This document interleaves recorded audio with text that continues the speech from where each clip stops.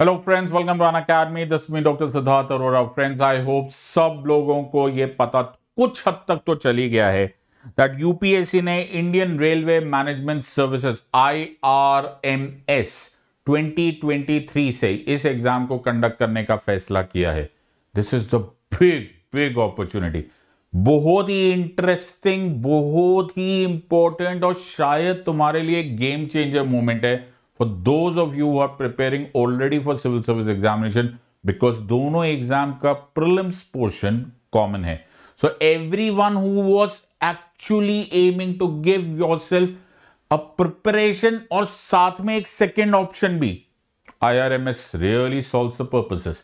So we at An Academy have brought for you an awesome opportunity, an awesome offer, an awesome surprise. इस video को ध्यान से देखो. I will be teaching in your prelims examination regarding polity, governance, international relation. We are the best educators from all over India जो already civil services prelims के लिए आपको 24 carat rock solid preparation देते हैं.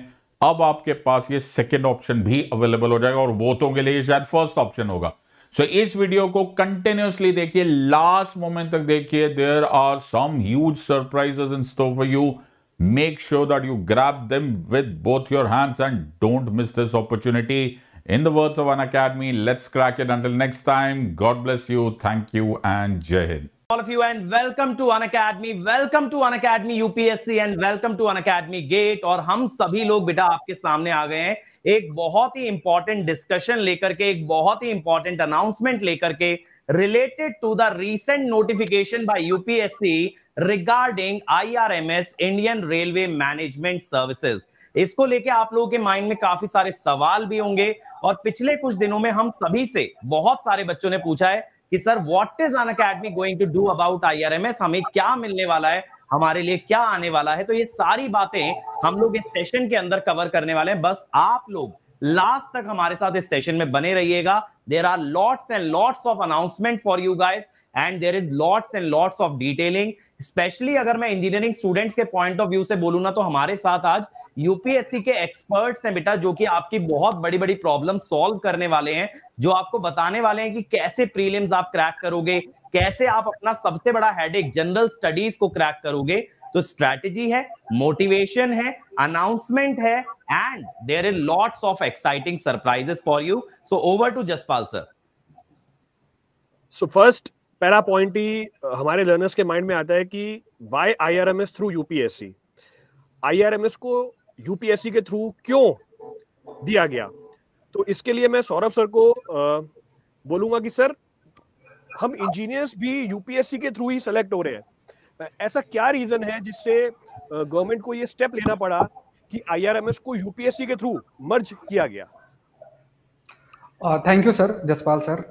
इसमें तो थोड़ा सा देखना पड़ेगा. जैसे फॉर एग्जांपल जो कोई भी सरकारी जो संस्था होती है, उसमें जब हम हायरार्की देखते हैं तो उसमें जो हाईएस्ट लेवल पोजीशन, जो आप कह सकते हैं ग्रुप ए पोजीशंस होती हैं, तो ये एक संवैधानिक नॉर्म्स हैं कि जो ग्रुप ए पोजीशन और उनसे हल्की सी नीचे जो पोजीशंस होती हैं, उसमें जो रिक्रूटमेंट का सारी की सारी जिम्मेदारी दी जाती है वो यूपीएससी की होती है. तो जो इंडियन रेलवे मैनेजमेंट सर्विस की जब हम बात करते हैं, तो ये ऐसी सर्विस है क्योंकि यूपीएससी के माध्यम से ऑलरेडी जो सिविल सर्विस का एग्जाम है वो आपका होता ही है, और उसमें आपका 23 सर्विसेज हैं, जिसमें डिफरेंट सर्विसेज हैं, जैसे अकाउंट सर्विस और कई दूसरी सर्विसेज हैं. और दूसरी जैसे इंडियन इंजीनियरिंग सर्विस भी ऑलरेडी आपकी हो रही थी, जिसमें जो टेक्निकल लेवल पे हायर पोजीशंस हैं, वो जो टेक्निकल पोजीशन जो हायर होल्ड करते तो इंडियन इंजीनियरिंग सर्विस के माध्यम से आपका जो है रिक्रूट होते थे. बट डिपार्टमेंट में काफ़ी कोऑर्डिनेशन नहीं था, एक लॉबी बन रही थी, पोलराइजेशन हो रहा था, और इससे पूरा का पूरा जो एडमिनिस्ट्रेशन है वो बहुत अधिक अफेक्ट हो रहा था. तो ये बहुत रिफॉर्म प्रपोज था कि दोनों को मर्ज किया जाए, क्योंकि काम टेक्निकल भी है और एडमिनिस्ट्रेटिव भी है. तो इसलिए ये स्पेशल सर्विस क्रिएट की गई.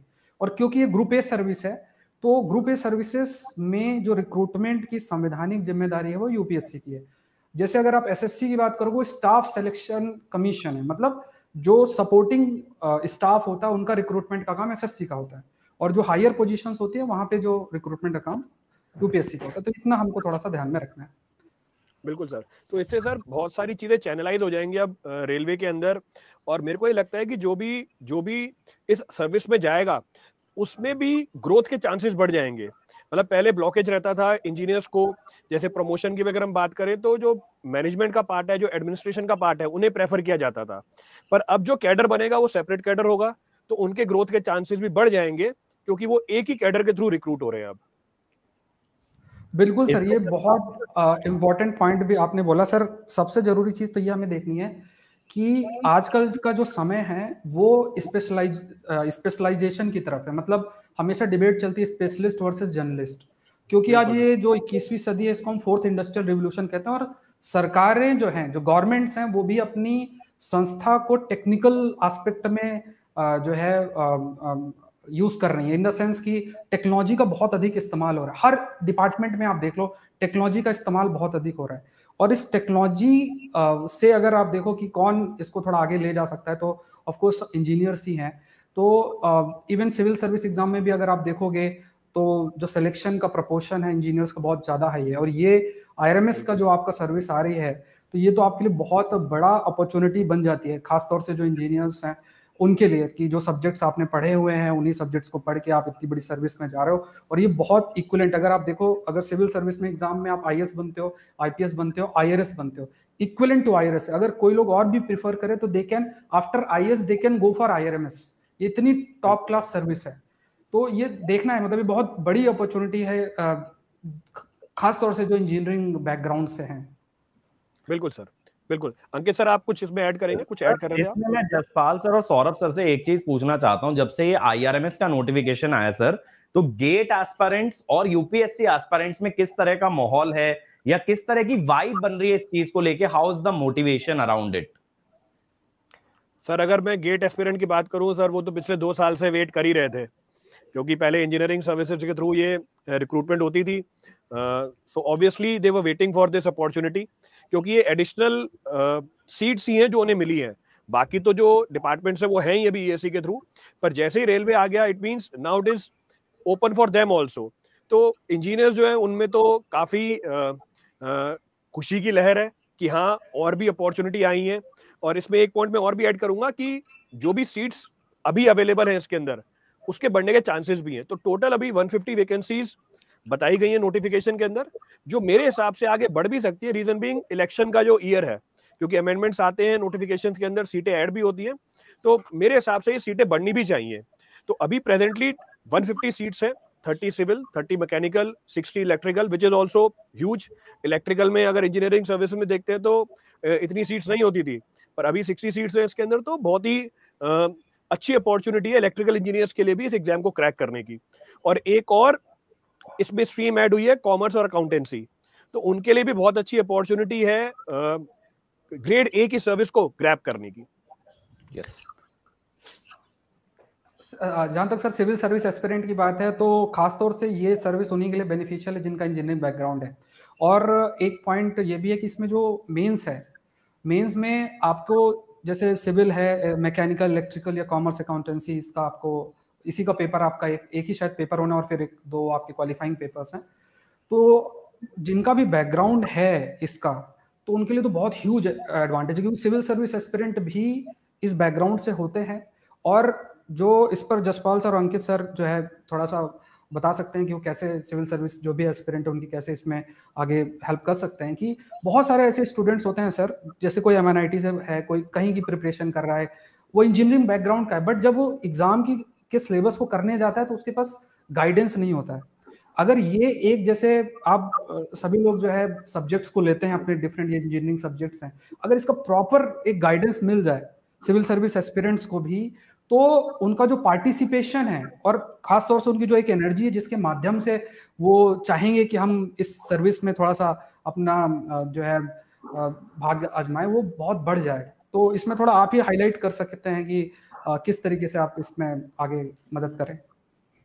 तो सौरभ सर, इस पे मैं ये ऐड करना चाहूंगा। मैं अक्सर क्या देखता हूं ना, जैसे हम लोग YouTube पे पढ़ाते हैं गेट की क्लासेस, तो काफी ज्यादा क्वेरी आती है कि सर आप UPSC का ऑप्शनल पेपर करा दो। लेकिन जैसा कि आप जानते भी हो सर कि YouTube पे जब भी क्लास लेते हैं तो हम ये हमेशा देखते हैं कि मेजॉरिटी क्या चाहती है। तो वहां पे कहीं ना UPSC में जो ऑप्शनल इंजीनियरिंग से भरते हैं वो बच्चों का सेगमेंट थोड़ा सा छोटा रह जाता था, तो मजबूरन हम लोग उनके लिए ना उतना इनिशिएटिव ला नहीं पाते थे जितना हम करना चाहते थे। तो बच्चा पूछता था, सर अगर गेट की तैयारी करूं तो क्या यूपीएससी ऑप्शनल निकल जाएगा, सर क्या इंजीनियरिंग सर्विसेज से निकल जाएगा। तो मुझे लगता है ना ऐसे बच्चों के लिए आईआरएमएस का आना एक बहुत बड़ा इंपॉर्टेंट रोल प्ले करेगा, क्योंकि अब उनके लिए डेडिकेटेड बैचेस, डेडिकेटेड इनिशिएटिव्स हमको नजर आने लगेंगे। दूसरी बात क्या है ना सर, एक चीज का दुख भी होता है, जब कोई इंजीनियरिंग एस्पिरेंट मेंस में हिस्ट्री, ज्योग्राफी या पॉलिटी चूज करता है, फिर पूरा जीरो से तैयारी शुरू करता है, अपना पूरा इंजीनियरिंग बैकग्राउंड को स्किप कर देता है क्योंकि उसको गाइडेंस अवेलेबल नहीं था। वो जानता है वो इंजीनियरिंग में अच्छा कर सकता है, मे बी वो गेट में बहुत अच्छा रैंक कर रहा हो, टॉप 10 में भी रहा हो, बट कहीं ना कहीं स्ट्रीम बदलनी पड़ती थी। तो अब वो रिस्ट्रिक्शन लिफ्ट हो जाएगा, क्योंकि सेगमेंट बढ़ेगा। तो मैं देखता हूं कि आगे जाते हुए ना और ज्यादा टीचर्स भी मोटिवेट होंगे कि गेट इंजीनियरिंग सर्विसेज के साथ साथ वो खुद को भी आईआरएमएस में डालें, वो आईआरएमएस के लिए भी क्वेश्चंस कराएं या सिविल सर्विसेज के लिए भी नए नए इनिशिएटिव्स लॉन्च करें। बिल्कुल सर। जो स्टूडेंट्स है, स्टूडेंट का जो मेन कहना है, अभी का जो जितना भी स्टूडेंट से इंटरेक्शन हुआ है, मेनली दे आर फोकस्ड, क्योंकि ये आईआरएमएस एक दिन में आया नहीं, इससे पहले भी बहुत बड़ा संघर्ष भी था। उसके बाद अभी 2-3 साल लगा इसको पहले फ्रेमवर्क करने के लिए, एंड जो फ्रेमवर्क अभी आया है दैट इज द बेस्ट। ऐसे बेस्ट कैसे बोल सकता है? इसका कारण है जो चीज का जानकारी चाहिए, क्योंकि रेलवे में, मैंने रेलवे में था, रेलवे में अगर मैं अभी भी काम किया होता तो मैं आईआरएमएस ऑफिसर ही होता। हमारा जितना भी बैचमेट है they are in IRMS now. अब आईआरएमएस में जो एक्चुअली इंजीनियरिंग सर्विस के बाद जब हम ज्वाइन करते थे, फाइनली करना टेक्नो मैनेजरियल काम, वर्क इज टेक्नो मैनेजरियल। अब सिर्फ टेक्नोलॉजी भी वहां पे नहीं चलेगा, बट टेक्नोलॉजी का नॉलेज भी जरूरत है, एंड मैनेजरियल स्किल के बिना हो नहीं सकता। तो उसके लिए जो रिक्वायरमेंट था कि general knowledge and general science, जो सिविल सर्विस का प्रिलिमिनरी एग्जाम में जो रिक्वायरमेंट है, उसका तो बहुत ज्यादा खास जरूरत था इस कैंडिडेट के लिए। ओनली टेक्निकल नॉलेज से यहाँ पे कुछ हो नहीं सकता। ऐसे बड़े पोस्ट में जाके जो बिगर एस्पेक्ट है उसको सोचने के लिए ये पूरा सिविल सर्विस का प्रीलिम में जो जो चीज आता है उसका जानकारी होना जरूरी है। इसलिए यहाँ पे क्या किया गया, उस मार्क्स को ऐड भी नहीं किया जा रहा है कि आपका जो रैंकिंग बनेगा उस मार्क्स से नहीं, इट इज ओनली स्क्रीनिंग। तो ओनली स्क्रीनिंग के लिए जितना नॉलेज का रिक्वायरमेंट है उतना तो स्टूडेंट का होना ही चाहिए। अगर ऐसे बड़े पोस्ट के लिए आप सोचते हो, पूरा इंडिया का, जैसे प्रेसिडेंट ऑफ इंडिया आपको ये देंगे, अपॉइंटमेंट देंगे, तो उसके लिए आपके पास एकदम कंट्री का जानकारी नहीं है, आपका बाकी जो नॉलेज नहीं है, सिर्फ टेक्निकल नॉलेज से ये पोस्ट होल्ड करना मुश्किल था, एंड उसको अच्छा करना, परफॉर्म करना भी मुश्किल होता था। तो इसलिए ये जो प्रीलिम वाला लाया गया एंड वो सिविल सर्विस का लिया गया, that is a very good decision. दूसरा बात है कि जैसे ही इसका अगर आप देखेंगे 2 लैंग्वेज है, एक आपको इंग्लिश एंड अदर एक लैंग्वेज रखना है, ऑब्वियसली लोग मदर टंग रखेंगे। अगर आपका कम्युनिकेशन का बात आता है तो कम्युनिकेशन में मिनिमम एक रिक्वायरमेंट तो होता है, क्योंकि बड़े पोस्ट में जब भी होंगे तो आपको बहुत सारे चीजें कम्युनिकेट करना पड़ता है, not only subordinate to the public also. जो पब्लिक एड्रेस सिस्टम है उसके लिए communication is essential, and that public address system में अगर आपने ढंग से एड्रेस नहीं कर पाया तो अल्टीमेटली आप बड़े ग्रुप को कैसे हैंडल करोगे। एक एक कैंडिडेट के अंडर में, जैसे मैंने जब पहले पोस्टिंग में रहा होता था उसमें 1400 पर्सन मेरे अंडर में काम करेंगे। अब ओनली फास्ट पोस्ट में ऐसा है, और जितना पोस्ट बढ़ता जाएगा आपके अंडर में मैन पावर बढ़ता जाएगा। तो to handle that man power you need knowledge of language also. अब दैट नॉलेज ऑफ लैंग्वेज कहाँ से आएगा, उसके लिए 2 पेपर बना दिया गया कि आपको एक क्वालिफाइंग है। अब क्वालिफाइंग होने से उसका मार्क्स ऐड भी नहीं हो रहा है, क्वालिफाइंग कोई भी अगर थोड़ा बहुत भी ठीक ठाक जानकारी है उसमें क्वालिफाई कर सकता है, एंड वो सिविल सर्विस में भी वो है और इसमें भी रहेगा, बट उसका मार्क्स जो फाइनल मेरिट में ऐड नहीं किया गया, that is the best decision. ना तो आपका प्रीलिम का मार्क्स ऐड होगा, ना तो आपका ये 2 लैंग्वेज का मार्क्स ऐड होगा, तो ऐड कौन सा होगा ना, ऐड होगा टेक्निकल का। अगर आप कोई भी टेक्निकल, चाहे मैकेनिकल, इलेक्ट्रिकल, सिविल, उसका 2 पेपर बना दिया जाएगा एंड 200-250 आपको उसका मार्क्स दिया जाएगा। तो 250 टोटल 500। अब इस 500 आपका रिटर्न के लिए रैंक क्रिएट करने के लिए जरूरत है। तो उसके पहले जो कुछ भी हुआ that is screening and qualifying, and उतना नॉलेज के बिना कोई भी ये ऑफिसर बनना भी नहीं चाहिए। तो दैट्स व्हाई द IRMS में जो फाइनल ड्राफ्ट आया है that is best in this category, अभी तक ये सबसे बेस्ट माना जा सकता है।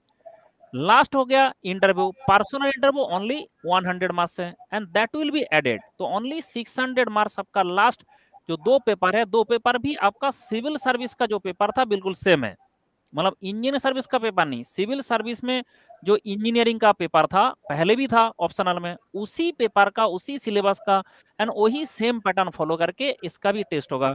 एंड इसके कारण स्टूडेंट के लिए बहुत सारा अपॉर्चुनिटी बढ़ गया, क्योंकि कोई स्टूडेंट अगर सिविल सर्विस का प्रिपरेशन करते थे पहले पूरा देश में पूरा कंट्री में, उसको इंजीनियरिंग के बैकग्राउंड में कोई सब्जेक्ट का ढंग से पढ़ाने के लिए कोई ऑर्गेनाइजेशन भी ढंग से काम नहीं करता था, क्योंकि नंबर ऑफ स्टूडेंट कम होता था, एक इंजीनियरिंग ब्रांच में भी कम होता था जो प्रीलिम क्वालिफाई करके इसका सिविल सर्विस में वही ऑप्शनल रखा है।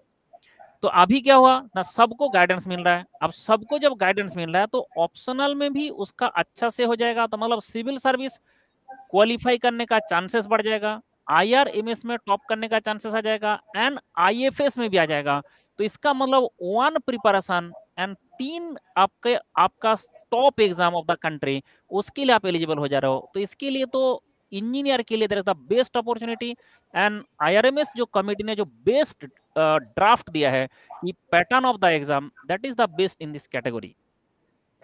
बिल्कुल सर, बिल्कुल। यस सर, मींस और मैं भी मानता हूँ सर कि ये एक इंजीनियर के लिए इससे अच्छी अपॉर्चुनिटी कभी नहीं आ सकती है। और अगर एक इंजीनियर जो पहले यूपीएससी सिविल सर्विसेज का जो एग्जाम देता था और उसमें अपने ऑप्शनल सब्जेक्ट अगर कोर सब्जेक्ट लेता था तो उसका नंबर बड़ा छोटा होता था, क्योंकि जैसे सर लोग बोल रहे थे कि अभी उस तरीके से कोई डेडिकेटेड कोई प्रिपरेशन नहीं करवाता था। लेकिन अभी हम लोग अनअकैडमी में जो आप लोग के लिए लेके आ रहे हैं, क्योंकि हमारे पास यूपीएससी की जो डेडिकेटेड जो टीम है, जब वो आपको प्री वाला जो पार्ट है और जो मेंस वाला जो क्वालिफाइंग वाला जो पार्ट है, जब आपको बेस्ट वे में रेडी कराएंगे तो आपके चांसेस बहुत ज्यादा होंगे। तो मेरे को लगता है कि जितने लोग भी पहले यूपीएससी सिविल सर्विसेज के लिए जाते थे उनका नंबर्स और भी बढ़ेगा, जो इंजीनियर्स होंगे स्पेशली, क्योंकि अब आपके पास IRMS के लिए डेडिकेटेड इंजीनियर्स लोगों के लिए सीट निकाल दी गई है।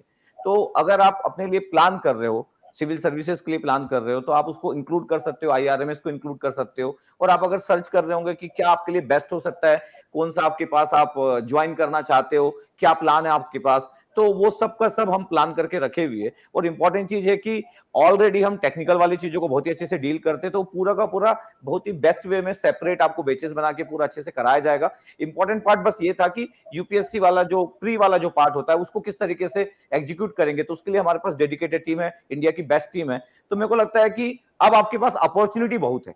तो अगर आपको टेक्निकल पसंद है और अगर आप चाहते हो कि जो मेरा कोर सब्जेक्ट है उसी के साथ मेरे को जाना चाहिए और मैं प्री भी निकाल सकता हूं, जैसे CCET का एग्जाम है या जनरल स्टडी का जो पेपर है, तो प्री के बाद आप मेंस में जाओगे। और जैसे सर बता रहे थे मंडल सर की, क्वालिफाइंग जो मार्क्स है आपके पास, वो मेंस में भी क्वालिफाइंग जो मार्क्स है वो एडेड नहीं होंगे, और जो आपकी लिस्ट बनेगी फाइनल लिस्ट वो टेक्निकल सब्जेक्ट पे बनेगी। दैट मींस द 250 प्लस 250 500, और लास्ट में जो इंटरव्यू होगा वो भी सिर्फ 100 मार्क्स का रखा गया। इसका मतलब इसकी जो प्लानिंग है वो इस बात पे रखी गई है कि इंजीनियर्स लोगों के अकॉर्डिंग सोचा गया है। लेकिन बेसिक नॉलेज बहुत इंपॉर्टेंट है, क्योंकि ग्रेड ए आपके पास जब ग्रुप ए की सर्विस में जब आप जाते हो तो आपका उस तरीके से आपकी प्रिपरेशन होना चाहिए।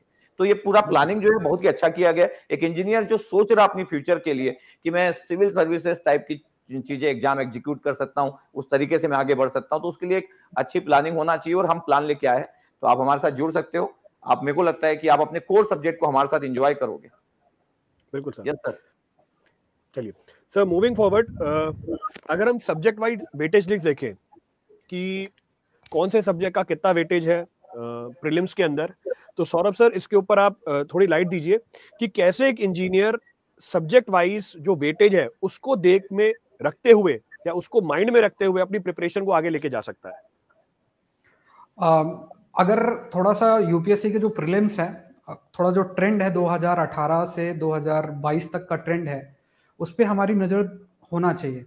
जैसे अगर आप किसी एक सब्जेक्ट को पढ़ते हैं, जैसे आप किसी इंजीनियरिंग सब्जेक्ट को आप पढ़ते हैं, तो उसमें आप बहुत डेप्थ में जाते हैं, आपको पता है ये मेरा सिलेबस है, इन सारी चीज़ों को जो है मुझे अच्छे से कवर करना है और इसी से रिलेटेड मुझे जो प्रश्न आएंगे उसको हल करना है।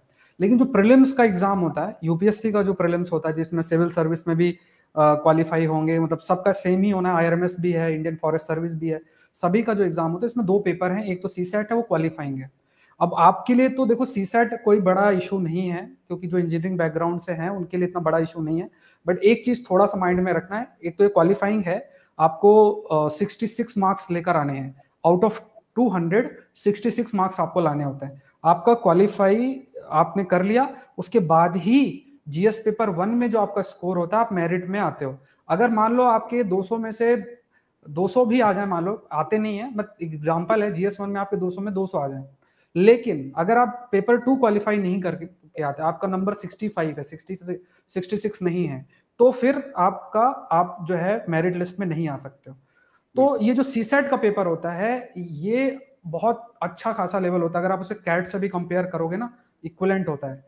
तो इसमें आपका कॉम्प्रहेंशन, मैथ्स, रीजनिंग, ये सारी चीजें होती हैं, बट अच्छा खासा लेवल होता है। अगर आप थोड़ा सा यूपीएससी के लास्ट ईयर के पेपर्स और कॉम्प्रहेंशन और सब थोड़ा एक स्ट्रेटजी के साथ काम करोगे, इजिली आप क्वालिफाई करोगे, इसमें ज्यादा आपको सोचना नहीं पड़ेगा, 15-20 दिन समय देके आप निकाल सकते हो। चैलेंज जो है और अपॉर्चुनिटी भी, मैं चैलेंज शब्द नहीं यूज करूंगा, अपॉर्चुनिटी भी आपके लिए है कि वो है प्रीलिम्स का। देखो प्रीलिम्स में जो है आपको हिस्ट्री पढ़नी है, आपको ज्योग्राफी पढ़नी है, आपको इकोनॉमी पढ़नी है, आपको एनवायरनमेंट पढ़ना है, आपको साइंस एंड टेक पढ़ना है, आपको इंटरनेशनल रिलेशन पढ़ना है, आपको एग्रीकल्चर पढ़ना है, और भी सब्जेक्ट्स हैं, उसका रिपोर्ट है, इंडेक्सेस है, गवर्नमेंट स्कीम्स हैं, बजट है, इकोनॉमिक सर्वे है, ऐसे आप कोई भी सब्जेक्ट ले आपको पढ़ना है।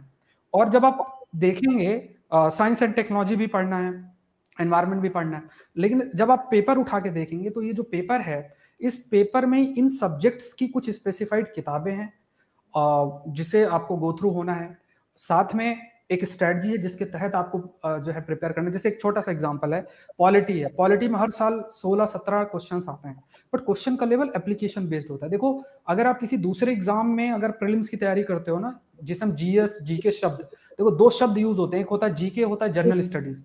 जीके में क्या होता है, इंफॉर्मेशन, जैसे आपसे पूछ लिया ये चेयरमैन कौन है इसका, इसने हमला किया था, ये युद्ध कब हुआ था, ये जीके है।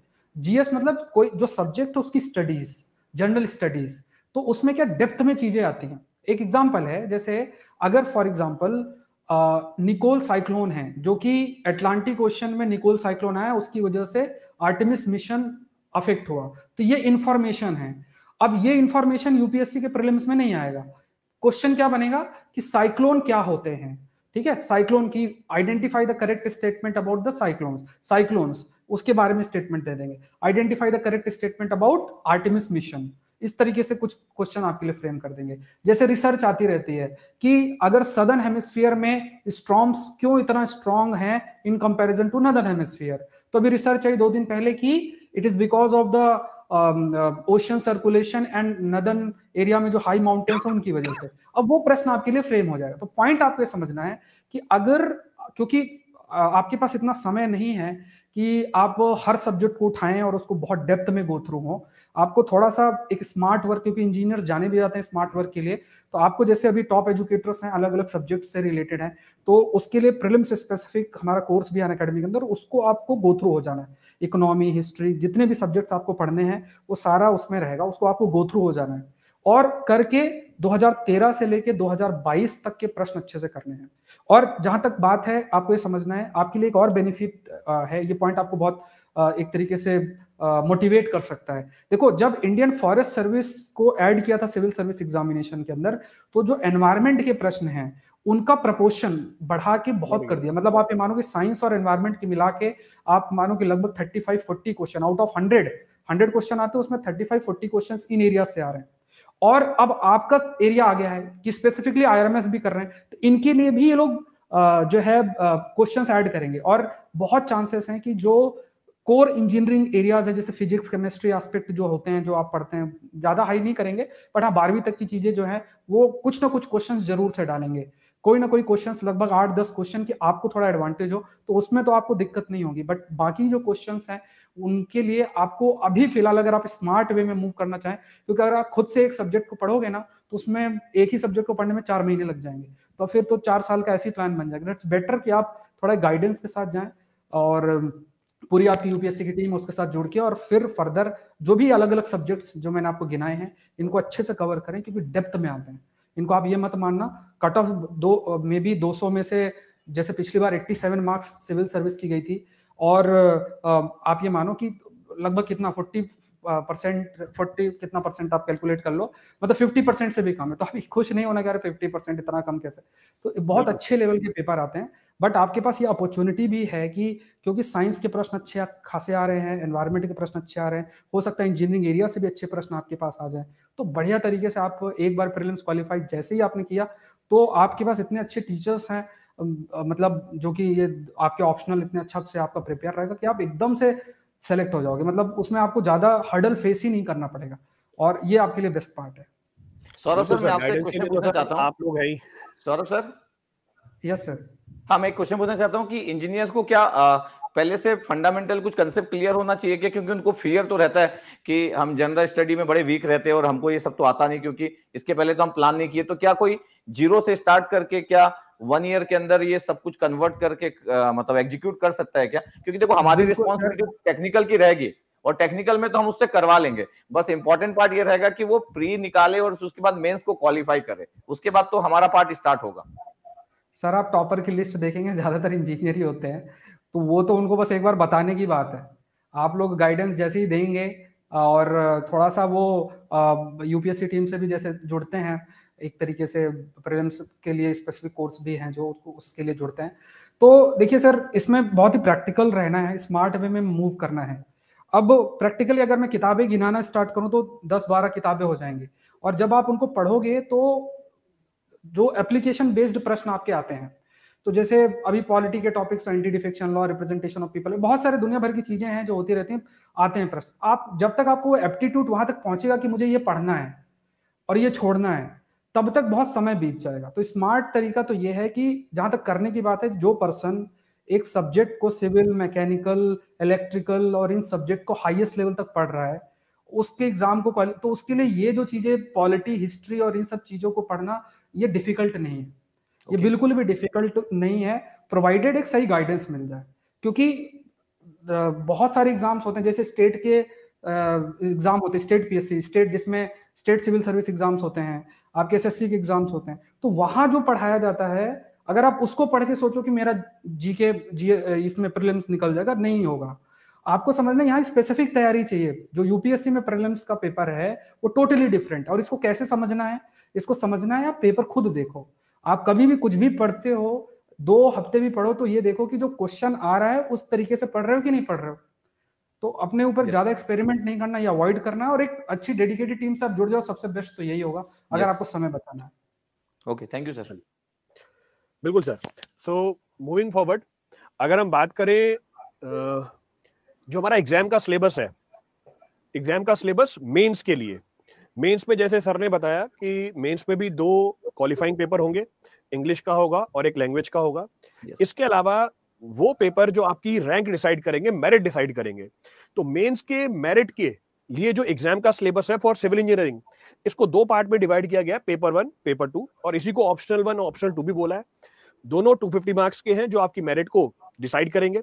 पेपर 1 में हमारे टॉपिक्स होंगे engineering mechanics, strength of material, structure analysis, design of steel structure, concrete and machinery structure, fluid mechanics, OCF, hydraulic machines and geotechnical engineering.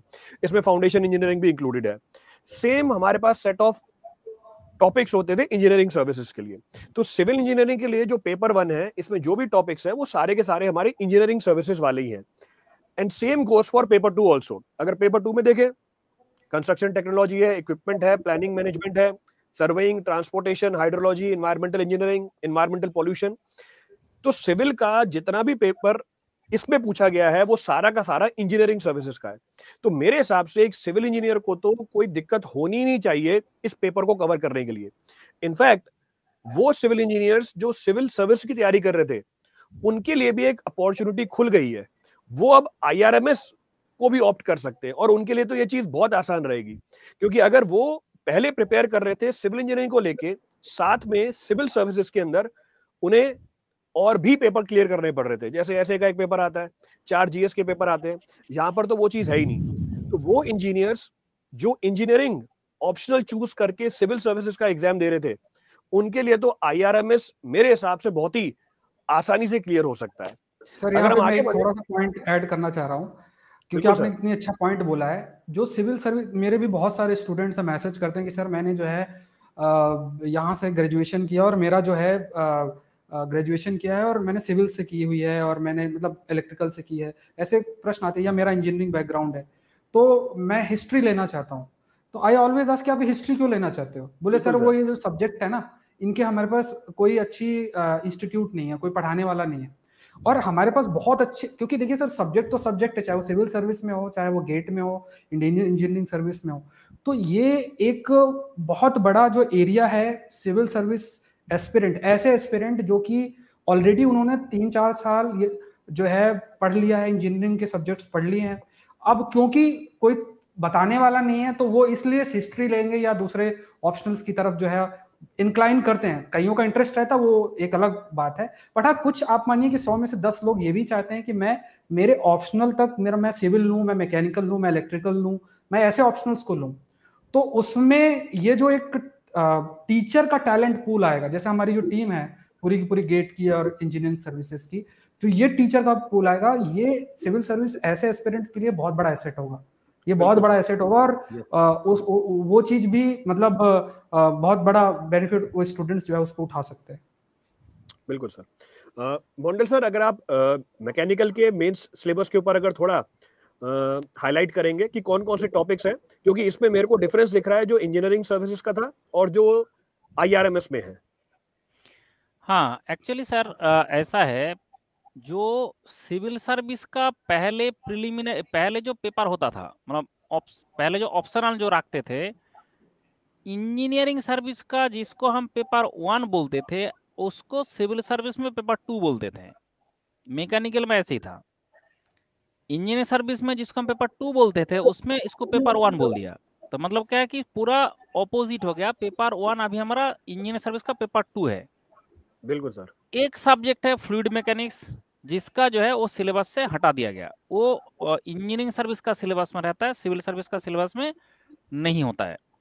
तो एक सब्जेक्ट इसमें कम हो गया, that is a very good fact, क्योंकि हमारे लिए एक सब्जेक्ट कम होना मतलब अच्छा बात है उसमें। दूसरा बात हो रहा है कि जब आप पेपर 1 देखेंगे, उस पेपर 1 में जो सिलेबस है वो आपका स्ट्रेंथ ऑफ मटेरियल्स हो, इंजीनियरिंग मैकेनिक्स हो, उसमें थ्योरी ऑफ मशीन हो, ये सारे जो है उस पार्ट से अच्छा से आप मार्क्स ग्रैब कर सकता है, खींच सकता है इस पेपर से। दूसरा बात है कि जब सिविल सर्विस का क्वेश्चन आप देखेंगे तो आपके पास बहुत बड़ा एक बैकग्राउंड में दिखाई देगा कि भाई मेरे पास तो पिछले 10 साल का, 20 साल का, 30 साल का, 30 इयर्स का पेपर मेरे पास अवेलेबल है। तो फिर आपको लो पैटर्न को लेके कभी डाउट नहीं रहेगा। और सबसे इंपॉर्टेंट बात है कि स्टूडेंट जब भी प्रिपरेशन करे उसको कौन सा पोर्शन छोड़ना है, कौन सा पोर्शन में ज्यादा फोकस करना है, वो कैसे डिसाइड करेंगे? ऑब्वियसली वो प्रीवियस क्वेश्चन से। तो सिविल सर्विस का एग्जैक्टली जो पेपर हुआ था वो पेपर स्टूडेंट के पास सारे अवेलेबल हो जाएगा।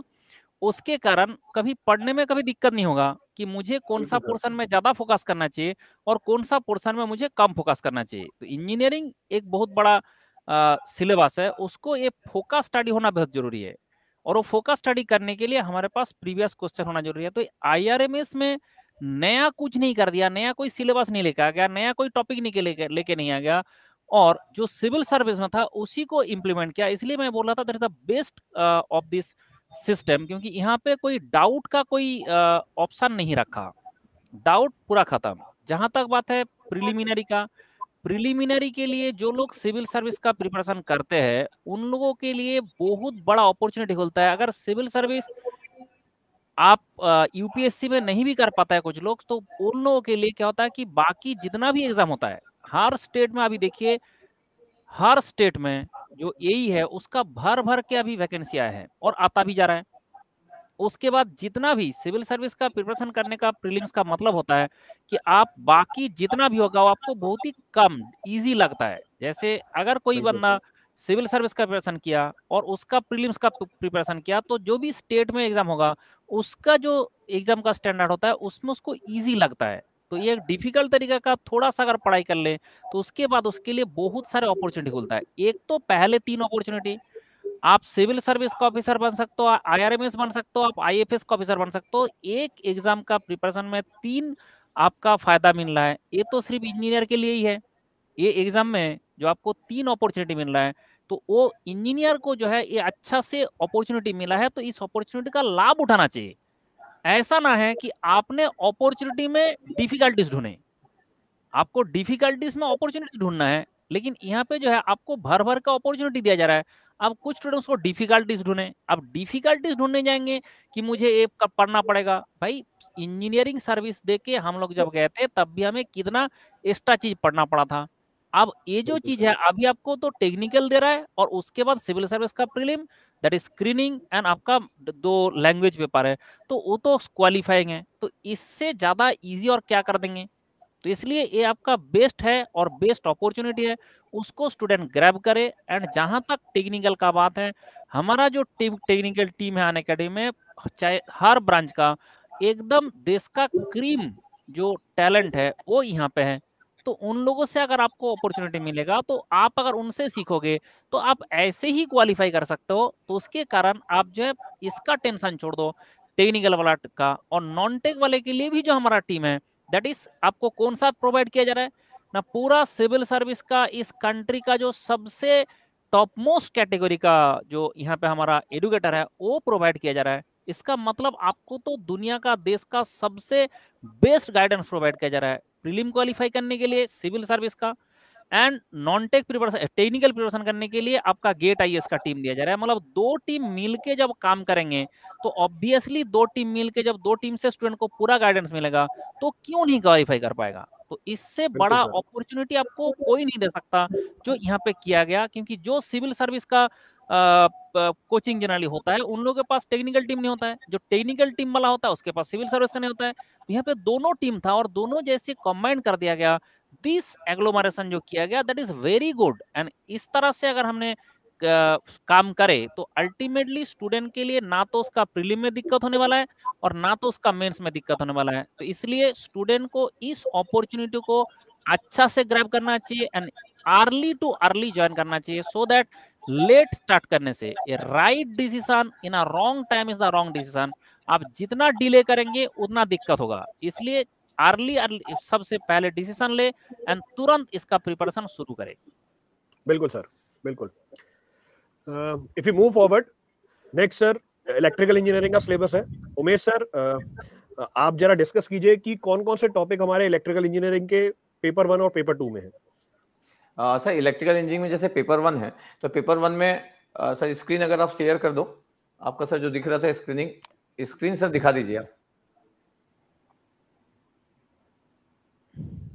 हाँ सर, पेपर 1 में जैसे सर सर्किट थ्योरी है और सिग्नल सिस्टम है, इलेक्ट्रोमैग्नेटिक थ्योरी है, एनालॉग इलेक्ट्रॉनिक्स है, डिजिटल इलेक्ट्रॉनिक्स है, एनर्जी कन्वर्जन है, power electronics, electric driver, analogue communication system है। इसमें अगर ईएससी का सिलेबस देखा जाए तो ईएससी के सिलेबस में सब कुछ सब्जेक्ट्स आते हैं, जितने भी सब्जेक्ट्स लिखे हुए। और कोई गेट की प्रिपरेशन कर रहा है तो अगर वो उसकी इलेक्ट्रिकल ब्रांच है तो उसमें कुछ 1-2 चीजें एक्स्ट्रा ऐड होती है, जैसे कि गेट में आपका एनालॉग कम्युनिकेशन नहीं रहता अगर आप एक इलेक्ट्रिकल स्टूडेंट हो, आपको पता है। और एनर्जी जो कन्वर्जन वाला जो पार्ट है वो गेट में नहीं रहता है। लेकिन ईएससी में जब आप जाते हो तो ईएससी में सब सब्जेक्ट लगभग कवर होते हैं। तो अगर कोई ईएससी की प्रिपरेशन भी अगर 1-2 साल पहले किया हो, या यूपीएससी सिविल सर्विसेज में कोई इलेक्ट्रिकल का अगर इलेक्टिव लेके किया हो, तो उसका सिलेबस का जो पार्ट है वो यही रहने वाला है। और जैसे मंडल सर बता भी रहे थे कि आपको कैसे पता चलेगा कि किस एरियाज में ज्यादा पढ़ना है और किस एरिया से क्वेश्चन आते हैं। क्योंकि जैसे अगर ये आईआरएमएस का एग्जाम पहली बार होता है, इसका सिलेबस पहली बार आता, आईआरएमएस का एग्जाम तो पहली बार हो रहा है लेकिन इसका सिलेबस आता है और ये आपको पहली बार देना पड़ता है, तो फर्स्ट टाइम हमें से देखना होता है कि पेपर कैसा आएगा, पेपर में क्या पूछा जाएगा। लेकिन आप लास्ट 15 इयर्स के अगर आप सिविल सर्विसेज एग्जाम के अगर आप इलेक्ट्रिकल के सब्जेक्ट आते हैं वो अगर आप देखोगे तो आपको आइडिया हो जाएगा। और इवन मैं तो पहले से भी देखते हुए आ रहा हूं क्योंकि हम इतने सब्जेक्ट डील करते हैं टेक्निकली, तो मैं जितने भी सब्जेक्ट देखा उसमें क्वेश्चन जो होते हैं वो कन्वेंशनल स्टाइल में जितने भी क्वेश्चन होते हैं ईएससी के वैसे ही क्वेश्चन रहते हैं, ऐसा आउट ऑफ द बॉक्स कुछ नहीं आते। तो अगर किसी के फंडामेंटल कंसेप्ट अगर क्लियर है और इन सब सब्जेक्ट को हम पढ़ते ही है तो आपको कुछ वैसा नहीं लगेगा कि कुछ आपसे नेक्स्ट लेवल पूछा गया। आपके लिखने का स्टाइल अच्छा होना चाहिए तो आप आराम से इसमें अच्छा स्कोर कर सकते हैं। आपको बस कंसेप्ट बहुत अच्छा होना चाहिए। सर पेपर 2 का अगर आप दिखाएंगे सर तो इलेक्ट्रिकल का पेपर 2 में अगर मैं बात करूं तो कंट्रोल सिस्टम है, ये हमारे गेट में भी है, हमारे इंजीनियरिंग सर्विसेज में भी है। माइक्रो प्रोसेसर और माइक्रो कंप्यूटर जो है वो हमारे ईएससी के सिलेबस में, ये गेट के सिलेबस में नहीं है, लेकिन ईएससी के सिलेबस में तो हम पढ़ते ही है। उसके बाद मेजरमेंट इंस्ट्रूमेंटेशन है, ये इलेक्ट्रिकल वाले गेट में भी पढ़ते हैं, ईएससी में भी पढ़ते हैं। उसके बाद power system analysis and control है, पावर सिस्टम प्रोटेक्शन है और डिजिटल कम्युनिकेशन है। तो इसमें से जो लास्ट सब्जेक्ट है डिजिटल कम्युनिकेशन, बस वही गेट के पार्ट में नहीं है, और डिजिटल कम्युनिकेशन ईएससी में थोड़ा सा पोर्शन होता है। इसका मतलब है कि अगर मैं इंजीनियरिंग सर्विसेज के एग्जाम के सिलेबस की बात करूं तो आप अगर इंजीनियरिंग सर्विसेज के एग्जाम की प्रिपरेशन किए हो या करने वाले भी हो तो लगभग 95% जो सिलेबस है वो इंजीनियरिंग सर्विसेज को भी मैच करता है। तो मेरे को लगता है कि अगर आप एक गेट भी पहले, इसके पहले एग्जाम भी दे चुके हो, गेट का एग्जाम एक बार अटेम्प्ट भी ले चुके हो, तो लगभग 85% के आसपास आपका जो सिलेबस है तो गेट का सिलेबस ही मैच कर रहा है, और ईएससी का 95% के आसपास मैच कर रहा है। तो जो कंटेंट है वो तो वही रहेगा, बस आपको देखना होगा कि कन्वेंशनल क्वेश्चन को कैसे लेते हैं। जैसे हम ऑब्जेक्टिव पेपर की बात करते हैं तो उसका स्टाइल अलग होता है, कन्वेंशनल पेपर को थोड़ा सा लिखने का स्टाइल बहुत ही बेस्ट वे में होना चाहिए, रिप्रेजेंटेशन बड़ा बेस्ट होना चाहिए, और वो हम सब आपको सिखाएंगे। टेक्निकल में हम बोले भी है कि हमारी जो इंडिया की जो टीम है सबसे बेस्ट टीम हमारे पास है, चाहे वो सिविल हो, चाहे वो मैकेनिकल हो, चाहे वो इलेक्ट्रिकल हो, आपको हम उस वे में आपको करवाएंगे कि कैसे आपको लिखना है, आंसर किस तरीके से होना चाहिए, आपसे आपके कैसे मार्क्स ज्यादा से ज्यादा है, ये हमारी रिस्पॉन्सिबिलिटी है। तो हमारी जो प्लानिंग है वो ये सोच के की जा रही है कि अगर कोई एस्पिरेंट अगर आईआरएमएस के बारे में सोच रहा है, हम तो चाहते हैं कि बहुत सारे इंजीनियर जो अगर वो यूपीएससी सिविल सर्विसेज का एग्जाम अगर प्लान करके रखे और अभी अभी प्लान किए कि मैं क्रैक करना चाहता हूं, तो वो अपना इलेक्टिव जो है वो कोर सब्जेक्ट में ले, मतलब सिविल में ले, मैकेनिकल में ले, इलेक्ट्रिकल में ले, और वो आईआरएमएस के साथ भी जाए। एक और चीज मैं आपको क्लियर कर देता हूं कि जो इंडियन फॉरेस्ट सर्विस से जो है उसमें इलेक्ट्रिकल वाला ऑप्शन नहीं है, उसमें मैकेनिकल और सिविल वाले जो स्टूडेंट्स हैं वो आईएफएस में भी जा सकते हैं। इलेक्ट्रिकल वाले के लिए वहां पे पॉसिबिलिटी नहीं रहती आईएफएस में, लेकिन आईआरएमएस में सबसे ज्यादा सीट्स जो है वो इलेक्ट्रिकल को दी गई है। तो ये बहुत ही बेस्ट अपॉर्चुनिटी है कि इलेक्ट्रिकल एस्पिरेंट के पॉइंट ऑफ व्यू से देखूं। और अगर जसपाल सर बोल रहे थे कि इसमें समय के साथ साथ नंबर ऑफ सीट्स भी बढ़ेगी, वैकेंसीज भी बढ़ेगी, तो इसको भी आप एक गुड पॉसिबिलिटी की तरह देख सकते हो। तो मेरे को लगता है कि बहुत सारे ऐसे एस्पिरेंट जिनका ड्रीम था कि यार सिविल सर्विसेज में जाए क्या, फिर वो सोच के डर जाते थे कि हम कैसे जाएंगे और हम कैसे क्रैक कर पाएंगे, तो इतनी बेस्ट अपॉर्चुनिटी लेके हम आ रहे हैं। तो जो लोग भी लगता है कि मैं टेक्निकली बड़ा गुड कर सकता हूं, और नॉन टेक के लिए तो हमारी टीम आ ही रही है, क्योंकि हम यूपीएससी में हम करवाते ही है, तो हमारी इंडिया की जो बेस्ट टीम है वो आ ही रही है। तो ये जो कॉम्बिनेशन होगा ये बहुत ही बेस्ट कॉम्बिनेशन होगा, तो इसके साथ आप एंजॉय करेंगे एकदम, जिस तरीके से हम आपको स्टडी कराएंगे। हमारे पास एक पूरा का पूरा प्लान बन चुका है, अभी सर और भी बताएंगे आगे का। तो सर आगे का और इन्फॉर्मेशन दे सकते हैं हम लोग? बिल्कुल सर, बिल्कुल सर। सर अंकित सर, जो हमारे इंपॉर्टेंट डेट्स और शेड्यूल्स हैं, जो टेंटेटिव डेट्स हैं लर्नर के लिए जो इंपॉर्टेंस रखती हैं कि कब नोटिफिकेशन रिलीज होगी सर इस एग्जाम की, प्रीलिम्स कब होगा हमारा, क्या प्रीलिम्स सिविल सर्विसेज के साथ ही होगा या नहीं होगा, फिर मेंस कब होगा, पर्सनालिटी टेस्ट का एग्जाम कब होगा, सर इसके बारे में कौन सी इंफॉर्मेशन आप देना चाहेंगे सर लर्नर्स को?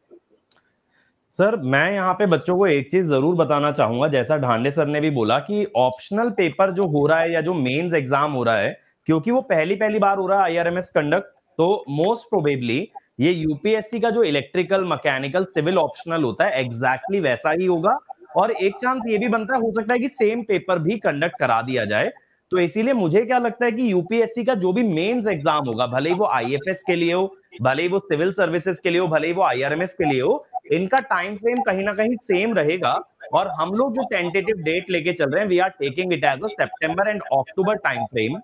प्रीलिम्स क्योंकि सभी का सेम रखा गया है, सिविल सर्विसेज हो, आईएफएस हो, आईआरएमएस हो, तो ये तो सिविल सर्विस के साथ ही होगा। सेम पेपर में इन लोगों को बिठाया जाएगा, भले इनकी कट ऑफ लिस्ट, इनकी मेरिट लिस्ट अलग से प्रिपेयर की जाए, बट एग्जाम ये लोग सेम टाइम पे देंगे। तो that will come in the month of May. और नोटिफिकेशन क्योंकि अभी अभी आईआरएमएस के बारे में डिस्क्लोज किया गया है, तो in the month of end of January और in the month of Feb आप नोटिफिकेशन भी एक्सपेक्ट कर सकते हैं। और क्योंकि सर पर्सनालिटी टेस्ट इंटरव्यू का वेटेज इंजीनियरिंग सर्विसेज से भी कम रखा गया है, तो बच्चों को उसमें तो बहुत ज्यादा घबराने की जरूरत नहीं है।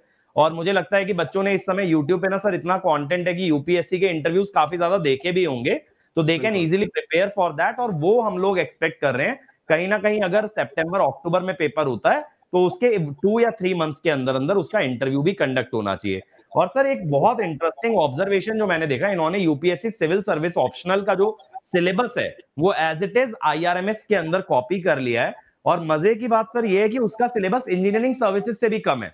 इंजीनियरिंग सर्विसेज में मटेरियल साइंस भी एडेड रहता है हमारे यहाँ, कंप्यूटर ऑर्गेनाइजेशन होता है, इलेक्ट्रॉनिक्स होता है, सब कुछ हटा दिया गया है। तो मेरे हिसाब से ना सर, अगर बच्चा गेट की तैयारी कर रहा है, हल्का सा एफर्ट मार के IRMS जा सकता है और उससे थोड़ा ज्यादा एफर्ट मार के ESC का टेक्निकल भी प्रिपेयर कर सकता है। तो गेट वाले बच्चों को तो खासकर इलेक्ट्रिकल में, क्योंकि हाईएस्ट सीट्स हैं, उन्हें तो जरूर इसको ट्राई देना चाहिए। बिल्कुल सर, राइटली सेड। सर अगर हम आगे बढ़े और एक रोड मैप के बारे में डिस्कस करें, पहला जो डाउट एक लर्नर के माइंड में आता है कि जैसे उसको प्रीलिम्स देना है, तो क्या 6 महीने सफिशिएंट है उसके प्रीलिम्स की तैयारी के लिए? तो सौरभ सर, क्या आप गाइड कर सकते हैं लर्नर्स को या इंजीनियर्स को, क्योंकि उनके माइंड में सबसे बड़ा इशू प्रीलिम्स को लेकर ही है कि, और इंजीनियर को डर भी लगता है कि यार मेरे को GS करनी है, मेरे को CSET की तैयारी करनी है, इनके लिए तो बहुत सारा टाइम लग जाता है। तो इस चीज को आप कैसे इंजीनियर के माइंड से एलिमिनेट करेंगे? सर एक तो सबसे बड़ा, अगर कोई भी फियर है उसके लिए, उसको ओवरकम करने के लिए तो मोटिवेशन सबसे बड़ा फैक्टर होता है। और आपको ये समझना है कि इतने बड़ा जॉब आपको मिल रही है। मैं आपको ये चीज कन्वे करूंगा कि सिविल सर्विस एग्जाम जो होता है उसमें लगभग 23 सर्विसेज हैं, और 23 सर्विसेज में जैसे आप, ऐसा नहीं कि सिर्फ सबको IAS मिलता है। जो टॉप रैंक आती है जिनकी, तो उनका प्रेफरेंस IAS रहता है, फिर कोई इंडियन फॉरेन सर्विस में जाता है, फिर अपना IPS, इस टाइप से। तो अगर आप टॉप की 2-3 सर्विसेज देखें ना, तो उसमें आप इस सर्विस को इंक्लूड कर सकते हैं। मतलब ये जो सर्विस, अगर इसमें करियर एनहांसमेंट और काम करने का जो एक आप कह सकते हैं एक्सपीरियंस और ये सब चीजें हैं, तो इतनी बड़ी सर्विस अगर आपको मिल रही है, और आपके लिए जो चैलेंज है ना, वो मात्र एक छोटा सा जो आपको एक हर्डल लगेगा, तो वैसे हर्डल नहीं है, बट अगर थोड़ा सा हर्डल आपको लगे, वो सिर्फ प्रीलिम्स है। क्योंकि इलेक्ट्रिकल, सिविल और जो आपके ये इंजीनियरिंग सब्जेक्ट्स हैं, इस पर आपने अच्छे से कमांड कर रखी है, आपने अच्छी इसमें कमांड कर रखी है। तो ये जो फैक्टर है, आपको बस ये सोचना कि ये चलो 6 महीने मेरे पास, इस 6 महीने के मतलब लगभग 1 फरवरी को जैसे UPSC का नोटिफिकेशन आएगा, तो साथ में इनका भी आ जाएगा। तो ऑलरेडी जो कैलेंडर है आई थिंक UPSC का, उसके अकॉर्डिंग 1 फरवरी डेट है। तो UPSC का नोटिफिकेशन जो टाइम पीरियड है, मतलब जो कैलेंडर अगर आप देखो, तो जो ये टाइम पीरियड, इस टाइम पीरियड के अंदर आपको जो प्रीलिम्स क्लियर करना है, तो अलग अलग जो सब्जेक्ट्स मैंने स्टार्टिंग में आपको बताया था, अगर आप उन सब्जेक्ट्स की एक एक किताब उठा के बैठोगे, बहुत पॉसिबल नहीं है, मतलब इट इज ऑलमोस्ट इम्पॉसिबल कि आप एक एक सब्जेक्ट को बहुत डेप्थ में पढ़ लो। एक सिंपल सा रास्ता है, वो यही एक रास्ता है कि जो प्रीलिम्स स्पेसिफिक आपकी चीजें हैं, जैसे अनअकैडमी का भी कोर्स है प्रीलिम्स डेडिकेटेड, उसको आपको करना चाहिए। साथ में जैसे अगर आप अपने प्लान को डिसाइड करते हैं, तो आप अगर पूरे दिन को देखें, तो पूरे दिन में आप कुछ समय जो है अपना जो ऑप्शनल है उसको आप पढ़ें, और लगभग 50-60% जो समय है, क्योंकि ये सारी चीजें जो प्रीलिम्स में आपके लिए नई हो सकती हैं, तो उसको दें, और कुछ समय जो क्लासेस हैं उसको करें, और फिर खुद सेल्फ स्टडी करें। और 2013 से लेकर 2022 तक के पेपर्स जो सिविल सर्विस प्रीलिम्स के हुए, उनको बार बार लगाएं। इस पर एक हम लोग, चाहे अगर जसपाल सर अलाउ करेंगे, तो एक पूरा डिटेल्ड स्ट्रेटजी हम लोग मतलब डिस्कस कर लेंगे, क्योंकि उसको बताने में लगभग 1 घंटे का टाइम चाहिए कि कैसे एक एक सब्जेक्ट को जो है प्रोसीड करना है, क्योंकि एक स्पेसिफिक स्ट्रेटजी हर सब्जेक्ट के लिए प्रीलिम्स क्लियर करने के लिए। ऐसा मतलब एक लाइन में नहीं कहा जा सकता कि आप ये कर लो और हो जाएगा। लेकिन हाँ, अभी फिलहाल के लिए आपके पास जो एक लौता ऑप्शन बचता है, जो टाइम की लिमिटेशन है, कि वो आपको थोड़ा सा अच्छी टीम से जुड़ के तुरंत उन चीजों को अच्छे से कवर करके 2013 से 22 तक के जो पेपर प्रीलिम्स के, उनको बार बार करना है, प्रैक्टिस करना है। प्रैक्टिस करने का मतलब होता है कि आप क्वेश्चन देख रहे हो, सॉल्व कर रहे हो, फिर कर रहे हो, बार बार उसको कर रहे हो। तो कुछ किताबें हैं, वो भी मैं, अगर कोई अलग से सेशन होगा तो हम लोग उस पर डिस्कस करेंगे, उसको आप करें। और CSET जो है उसमें तो आपको बिल्कुल भी दिक्कत नहीं होगी। प्रायोरिटाइज कर सकता है लर्नर कि मतलब कोई स्पेसिफिक टॉपिक हो जिसमें वेटेज ज्यादा हो उस पर्टिकुलर सब्जेक्ट का? हाँ, सबसे ज्यादा वेटेज देखिए सर, देखिए इसमें क्या है कि वेटेज, फिलहाल मैं जो ट्रेंड आपको बता रहा हूँ 2018 से 22 तक का अगर आप ट्रेंड देखें, तो मैक्सिमम क्वेश्चन आपके एनवायरनमेंट और साइंस से आते हैं। बट जैसा मैंने आपको कहा कि इसमें 2 एरियाज होते हैं, एक होता है ट्रेडिशनल सब्जेक्ट जैसे polity, history, geography, traditional area, कुछ नॉन ट्रेडिशनल एरियाज हैं, एनवायरनमेंट, एग्रीकल्चर, साइंस, और तो ये ऐसे एरियाज हैं। अगर आपको मैं कह दूं कि आप 15 किताबें पढ़ लो, उन किताबों से भी प्रश्न आपको बहुत ही कम मिलेंगे। पॉइंट ये है कि जो प्रश्न लोग आज के समय में पूछ रहे हैं, वो सारे एप्लीकेशन बेस्ड है। जैसे जो चीज आप देखते हो, जैसे कई न्यूज आप सुनते हो कि पैरोल जैसे शब्द है, आप सुनते रहते हैं, पैरोल, इसको पैरोल मिल गई, तो अब वो वहां से क्वेश्चन बना लेंगे, पैरोल क्या होता है। तो उसमें और स्टेटमेंट बेस्ड प्रश्न होते हैं, मतलब अच्छी खासी आपको अंडरस्टैंडिंग उसमें चाहिए। तो हर एक सब्जेक्ट में थोड़ा डेप्थ में आपको पढ़ना पड़ेगा, चाहे वो पॉलिटी हो, चाहे इकोनॉमी हो, चाहे साइंस हो, चाहे ज्योग्राफी हो, और चाहे एनवायरनमेंट हो। और इन एरियाज में जब आप क्वेश्चंस को देखते हैं तो कभी ये लोग एक प्रपोर्शन को ज्यादा कर देते हैं, कभी एक को बढ़ा देते हैं, किसी को कम कर देते हैं, ये इनके डिस्क्रिप्शन पे होता है। आपको हर चीज कवर करके जानी है। पर 2018 से 22 तक का जो अगर आप पैटर्न देखें तो उसमें एनवायरमेंट, जैसे पिछले साल आपका जो प्रीलिम्स हुआ है उसमें आपका एनवायरमेंट, साइंस और ज्योग्राफी के प्रश्न देखो तो 40+ है, मतलब 100 में से 40 क्वेश्चन। और कट ऑफ कितनी जाती है? 87, 88 सिविल सर्विस एग्जाम की कट ऑफ जाती है। तो इस तरीके से चीजों को देखना पड़ेगा। चलिए, बिल्कुल सर। मतलब सर एक इंजीनियर भी बड़ी आसानी से तैयारी कर सकता है प्रीलिम्स की भी। मतलब अगर हम गेट की तैयारी कर रहे हैं और इंजीनियरिंग सर्विसेज की तैयारी कर रहे हैं तो हम प्रीलिम्स की तैयारी जो है वो भी बहुत आसानी से कर सकते हैं। यूपीएससी के एग्जाम में सबसे बड़ा हर्डल मेंस होता है। सिविल सर्विस एग्जाम में मेंस का मैं थोड़ा सा बताना चाहूंगा। 4 सब्जेक्ट्स आपको पढ़ने होते हैं मेंस में। 4 सब्जेक्ट में, हर सब्जेक्ट में, जैसे पेपर 1 है, पेपर 1 में history, world history, culture, society, geography, ये सारे बहुत सारे एरियाज आपको। पेपर 2 में आपको इंटरनेशनल रिलेशन, पॉलिटी और बहुत सारे डायमेंशंस कवर करें। ऐसी पेपर 3, पेपर 4 आपको ऑलमोस्ट 20 to 25 सब्जेक्ट्स मेंस में करने होते हैं, इन 4 सब्जेक्ट्स, ये 4 पेपर में। उसके अलावा आपको एसे के लिए है पेपर, उसके बाद लैंग्वेज का पेपर है, उसके बाद आपका जो है ऑप्शनल है, उसके 2 पेपर्स हैं। इतना मेंस में कर, तो मेन आपका मेरिट मेंस में बनती है सिविल सर्विस एग्जाम में। अब यहाँ पे आपको क्या है, यहाँ पे आपको मात्र एक सब्जेक्ट के 2 पेपर देने हैं। तो अब आप अगर उस प्रपोर्शन को प्रीलिम्स से कंपेयर करो तो आपको तो बहुत मोटिवेशन होना चाहिए। और ये जो सर्विस है ना, जैसे मैंने आपको बताया कि ये एक ऐसी सर्विस है कि अगर आप 23 सर्विसेज सिविल सर्विस के काउंट करोगे ना तो इसमें इस सर्विस को टॉप 3-4 में रख सकते हो। तो लोग प्रिफर करेंगे मुझे आईआरएमएस मिल जाए, मुझे आईआरएस ना मिले, या मुझे कई लोग आईपीएस के ऊपर इंडियन रेवेन्यू सर्विस रख देते हैं, और कई लोग इस सर्विस को भी रखेंगे क्योंकि इसमें अपॉर्चुनिटी बहुत ह्यूज है। तो ये अगर आप इस बात को देखें तो इंजीनियर्स को सबसे, उनके लिए तो बेनिफिट ये है कि मेंस की तो उनकी बहुत अच्छी खासी तैयारी है, उनको प्रीलिम्स के लिए थोड़ा सा मेहनत हल्की सी करनी है। तो उसको अगर आप वेल डायरेक्टेड करेंगे तो जरूर से सक्सेसफुल हो जाएंगे। बिल्कुल सर। और डायरेक्शन देने के लिए हम एक डेडिकेटेड बैच लॉन्च कर रहे हैं for IRMS. I would like to say Ankit sir कि आप इस बैच के बारे में जो यूएसपीज हैं वो लर्नर को बताइए कि इस बैच में क्या क्या मिलने वाला है लर्नर को। तो सर एक बैच से बच्चा क्या एक्सपेक्ट करता है कि उसको प्रॉपर गाइडेंस मिलेगा, उसको प्रॉपर वीडियो लेक्चर्स मिलेंगे, उसको प्रॉपर कंटेंट मिलेगा, स्टडी मटेरियल मिलेगा, टेस्ट सीरीज मिलेगी और कहीं ना कहीं डाउट सॉल्विंग। तो बच्चों को यहाँ पे क्या मिलने वाला है? Best of the best UPSC educators and GATE and engineering services educators. तो बच्चे को यहाँ पे ना दोनों सब्सक्रिप्शन सर मिलने वाले हैं, जहां पे वो यूपीएससी टीम से भी कनेक्ट कर पाएगा और साथ ही साथ वो गेट एंड आईएएस की टीम से भी कनेक्ट कर पाएगा, डिपेंडिंग अपॉन देयर ब्रांच। और हम लोगों ने ना कंटेंट को एग्जॉस्टिव रखा है और कंटेंट को इस हिसाब से रखा गया है कि अगर हम देखें प्रीलिम्स मई में होने वाला है, बच्चे के पास 6 मंथ्स है, तो 6 मंथ्स में ऐसा ना हो कि बच्चा ओवरबर्डन हो जाएगा कि यार प्रीलिम्स के अंदर ही मुझे 1000 घंटे का कंटेंट मिल गया, मैं तो कैसे ही कवर कर पाऊंगा। वैसा नहीं है। हम लोग ये समझते हुए बैच बना रहे हैं कि बच्चे को इस दौरान डेली बेसिस पे इंजीनियरिंग भी करना पड़ेगा, क्योंकि इंजीनियरिंग का सिलेबस सर ऐसा नहीं होने वाला कि प्रीलिम्स देने के बाद मई से लेके सितंबर तक मैं इंजीनियरिंग निपटा लूंगा, वैसा तो बिल्कुल नहीं होगा। तो उसको इस दिसंबर से लेके अगले सितंबर अक्टूबर तक पूरा टाइम इंजीनियरिंग भी करना है, साइड बाय साइड उसको प्रीलिम्स देना है। और जैसा सौरभ सर ने भी बोला, उसको टारगेट ये रखना है कहीं ना कहीं कि प्रीलिम्स में 60-70% मार्क्स अगर वो ले आता है तो वो बहुत सेफ साइड पे आ जाएगा। मुझे लगता है अगर 80 नंबर कट ऑफ जा रहा है, बच्चा 120-130 टारगेट करता है तो एक अच्छा परफॉर्म कर सकता है, क्योंकि आगे वैसे भी काउंट नहीं होने वाला है।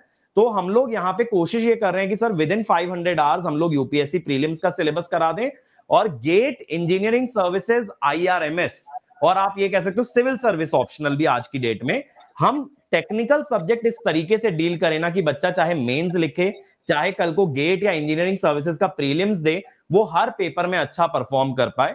तो हम लोग कंटेंट इस वे में प्रोवाइड करने वाले कि एग्जॉस्टिव रहेगा टेक्निकल कंटेंट, साथ ही साथ आंसर राइटिंग प्रैक्टिस भी हम उसको साइड बाय साइड करा देंगे। तो बच्चा ना सितंबर में एक कॉन्फिडेंस के साथ रहेगा। अगर देखो सर कोई बच्चा इस समय जुड़ जाता है ना हमारे साथ, तो सितंबर में ये मान के चलो कि गेट की तैयारी भी पूरी कर चुका होगा, गेट की तैयारी पूरी हो चुकी होगी, इंजीनियरिंग सर्विसेज पूरा हो चुका होगा, सिविल सर्विस का ऑप्शनल हो चुका रहेगा, आईआरएमएस का ऑप्शनल हो चुका रहेगा। तो उन बच्चों के लिए तो बहुत बड़ा एडवांटेज है जो गेट 24 या ESE 24 देने वाले हैं, क्योंकि वो इस बैच के साथ जुड़ के वो सारे ऑब्जेक्टिव भी रियलाइज करेंगे। फिर सर हम टेस्ट सीरीज भी देने वाले हैं, जिसमें प्रीलिम्स की टेस्ट सीरीज भी इंक्लूडेड होगी, मेंस की टेस्ट सीरीज भी इंक्लूडेड होगी, टेक्निकल भी होगा, नॉन टेक्निकल भी होगा। और सबसे बढ़िया बात क्या होती है ना सर, यहाँ पे अगर बच्चा डेली लाइव क्लास में आता है तो टीचर से एक इंटरेक्शन बना रहता है, जिस कारण से ना वो मोटिवेशन लूज नहीं होता है। मुझे क्या लगता है ना, इंजीनियर शुरुआती जर्नी में थोड़ा सा प्रीलिम्स में लड़खड़ाएंगे, थोड़ा सा जनरल स्टडीज में लड़खड़ाएंगे, बट वहां जब Saurabh sir, Siddharth sir, Mrinal sir जैसे टीचर से वो इंटरेक्ट करेगा लाइव, तो मोटिवेशन लेवल ना अपने आप अप चला जाएगा। तो बच्चे को ये एक बेनिफिट बहुत बड़ा, एक नॉन टेक्निकल आप कह सकते हो, नॉन टेंजिबल बेनिफिट मिलने वाला है इस तैयारी के साथ। बिल्कुल सर, मतलब हमारे बच्चों को best of the best educators provide किए जाएंगे पूरे सिलेबस को कंप्लीट कराने के लिए, not only pre but mains also. Yes sir. चलिए, so if you talk about the team of UPSC, Saurabh sir हमारे बच्चों को बताइए कि सर हमारी यूपीएससी की टीम में से कौन कौन से एजुकेटर हैं जो उनको इस मिशन प्री के लिए सक्सेसफुल करेंगे। बिल्कुल सर, हर सब्जेक्ट के जो, अगर आप टॉप मतलब एजुकेटर्स को देखें तो वो अनअकैडमी की इस टीम के साथ हैं। और सबसे बेस्ट पार्ट है कि अगर आप ये देखना चाहिए, जैसे कईयों को होता है कि ठीक है ये सब्जेक्ट है और इस सब्जेक्ट में ये सर कैसे पढ़ाते हैं, तो आप जो वीडियोस हैं वो आपको यूट्यूब में भी अवेलेबल है, आप देख सकते हैं। चाहे आप मेरा सेशन को देख सकते हैं, इंडिया के टॉप मोस्ट टीचर्स में काउंट होते हैं, जैसे मृणाल सर हैं जो कि आपको इकोनॉमी कराते हैं, सिद्धार्थ सर हैं, उन्हें पॉलिटी का गॉड भी कहते हैं, मतलब पॉलिटी में बहुत ज़्यादा है, आप कह सकते हैं। उनके जो पढ़ाए हुए स्टूडेंट्स हैं काफ़ी अच्छा स्कोर भी करते हैं। ऐसे ही आपके ज्योग्राफी से रिलेटेड सर हैं, एनवायरनमेंट में हैं, अलग अलग एरिया, साइंस एंड टेक्नोलॉजी से हैं। तो हर एक, क्योंकि आपको बहुत सारी चीज़ें कवर की जाती हैं, तो हर एक सब्जेक्ट स्पेसिफिक टॉप एजुकेटर्स इस पूरी टीम के अंदर है। और सबसे इम्पॉर्टेंट एस्पेक्ट जो रहता है कि जैसे ये सिर्फ ये नहीं है कि आप किसी सब्जेक्ट को थोड़ा सा ऊपर ऊपर से कवर कर लिया, सब्जेक्ट की जो रिक्वायरमेंट है, जो डेप्थ है, और खास तौर से जो आज के समय में एप्लीकेशन बेस्ड प्रश्न आते हैं, एप्लीकेशन बेस्ड मतलब जो कंटेम्प्रेरी एस्पेक्ट है, जो चल रही हैं, इश्यूज चल रहे हैं, और उसमें जो एप्लीकेशन बेस्ड प्रश्न आते हैं, उन चीज़ों के लिए आपको जो है ये जो टॉप टीचर्स हैं, क्योंकि बहुत ज़्यादा एक्सपीरियंस है, अगर आप देखोगे 15-15, 20-20 साल से पढ़ा रहे हैं, 8-8, 10-10 साल से जो है टीचर्स आपको पढ़ा रहे हैं, तो उसी चीज़ को जब इंसान बार बार देखता है तो उसको पता रहता है कि ठीक है ये सारी चीज़ें हैं, इसमें ऐसा पूछा जाता है, ये करना है, ये नहीं करना है। क्योंकि इस एग्जाम में एक चीज़ आप याद रखना है आपको कि क्या करना है वो तो पता होना ही चाहिए, बट क्या नहीं करना है वो ये ज़्यादा पता होना चाहिए। क्योंकि ऐसा लगता है सब कुछ पढ़ लें, आईएएस की तैयारी कर रहे हैं ऐसा, तो उसमें मन में आता है अरे नहीं सारा ये भी पढ़ ले वो पढ़ ले, तो जो चीज नहीं कवर करना है तो उन अनप्रोडक्टिव चीजों पर फोकस ना करना। तो ये वही कर सकता है जो उस एरिया से बहुत समय तक जुड़ा हुआ है, और पूरी की पूरी टीम कुछ इसी तरीके से है। क्योंकि इस पूरे आप कह सकते हैं कि प्रिपरेशन दौरान जो भी बदलाव हुए हैं, जो भी क्वेश्चंस के पैटर्न में बदलाव हुआ, तो उसमें पूरा टीम का ऑब्जर्वेशन रहता है, और उसी तरीके से आपकी जो प्रिपरेशन है उसको भी शेप किया जाता है। तो ये आपको ध्यान में रखना है। बिल्कुल सर। सो अगर हम आगे चले, सर ने इन सारे एजुकेटर्स के बारे में बताया कि कौन कौन से एजुकेटर्स हैं यूपीएससी की तरफ से जो आपको प्रीलिम्स की तैयारी कराएंगे। तो हमारे पास सुदर्शन सर हैं, हमारे पास अनुज सर हैं, आरती मैम हैं, अनुज सर हैं, मृणाल सर हैं, सिद्धार्थ सर हैं। So top of the educators are available with us to guide you through the preparation of prelims. Moving forward, अगर हम बात करें सिविल टीम की, in civil I will be guiding you, Vivek sir हैं, कृष्ण प्रकाश sir हैं, राजेंद्र प्रकाश sir हैं।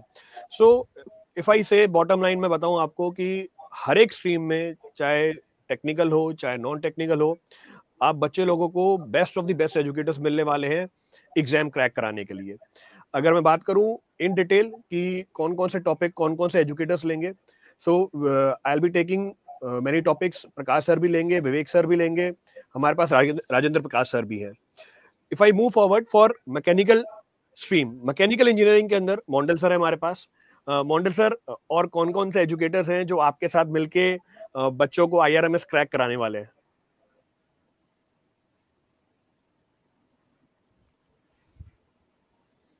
Mondal sir आपका mute पे है।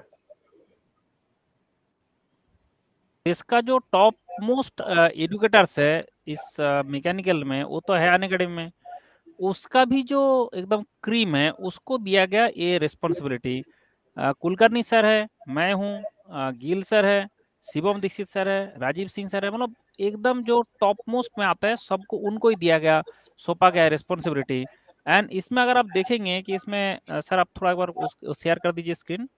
बिल्कुल सर, जो शेयर कर दीजिए।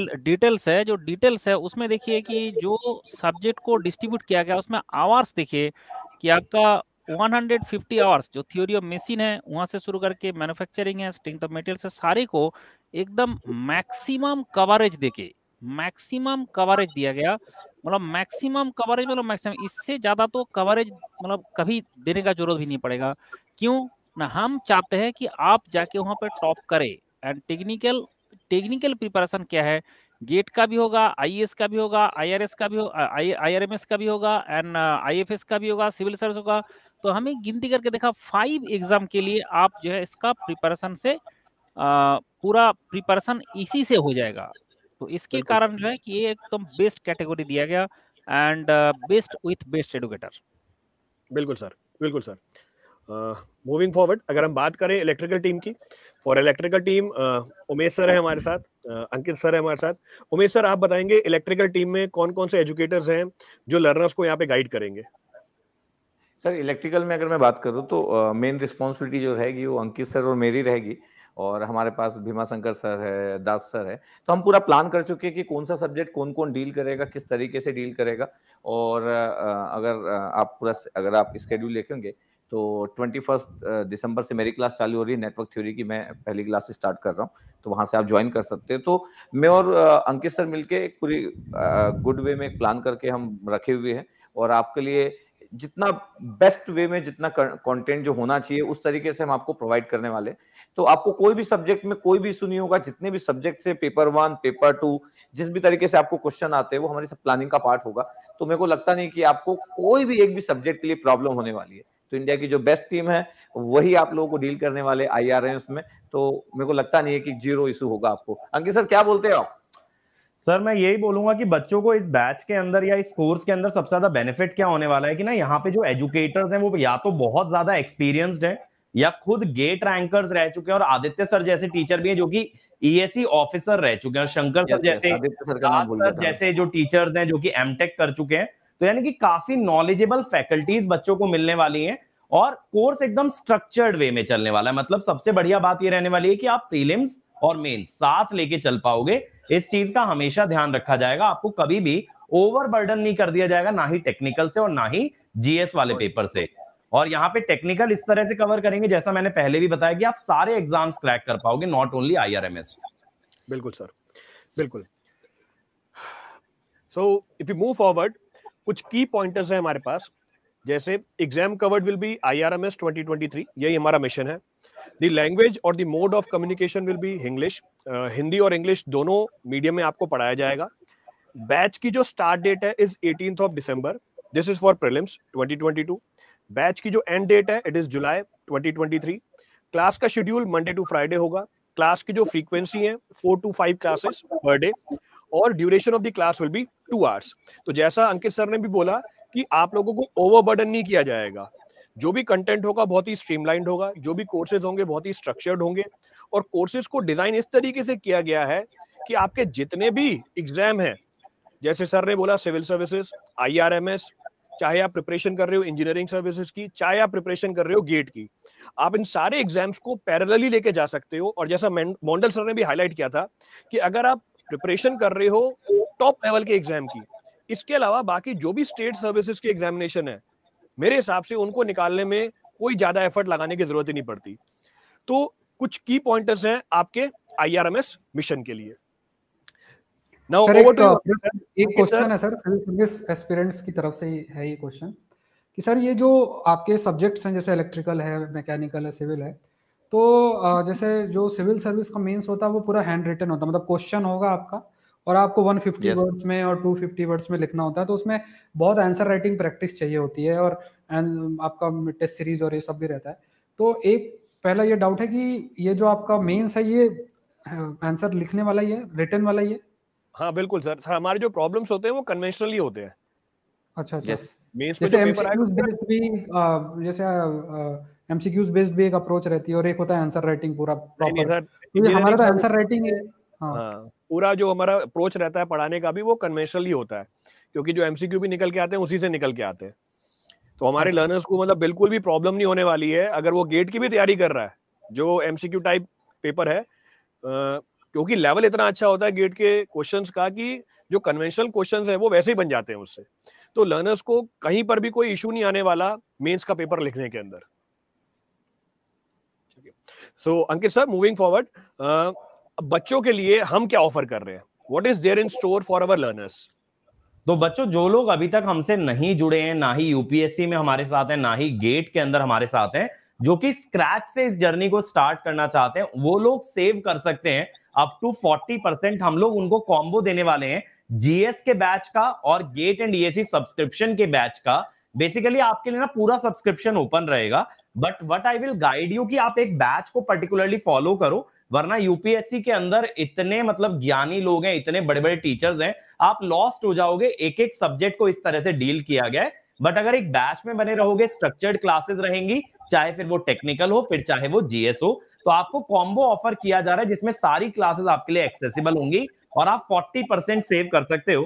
तो सर, अगर 12 मंथ का मैं कॉस्ट देखूं प्लस सब्सक्रिप्शन का, तो बच्चे को समवेयर अराउंड 60,000 पड़ रहा है। अब बहुत सारे बच्चे ऐसा बोल सकते हैं कि यार 60,000 बहुत ज्यादा कॉस्ट है, तो लेकिन मैं 60,000 और प्री एंड मेंस दोनों, मतलब दोनों के प्री और लिए? मेंस दोनों के लिए, गेट और ईएससी का सब्सक्रिप्शन और यूपीएससी के सब्सक्रिप्शन को मिला के हो सकता है बच्चों को ज्यादा लगे, लेकिन सर मैं एक चीज हाईलाइट करना चाहूंगा कि 60,000 में गेट कवर हो रहा है, इंजीनियरिंग सर्विसेज कवर हो रहा है, फॉरेस्ट सर्विसेज कवर हो रहा है, IAS with engineering optional cover हो रहा है एंड आईआरएमएस कवर हो रहा है। यानी देश के जितने भी टॉप मोस्ट पोजीशंस के लिए, चाहे पीएसयूज की बात करें, चाहे गवर्नमेंट सेक्टर की हम बात करें, ग्रेड ए ऑफिसर्स की बात करें, वो सारी चीजों को बनने का मौका मिल रहा है सिर्फ 60,000 रुपीज में।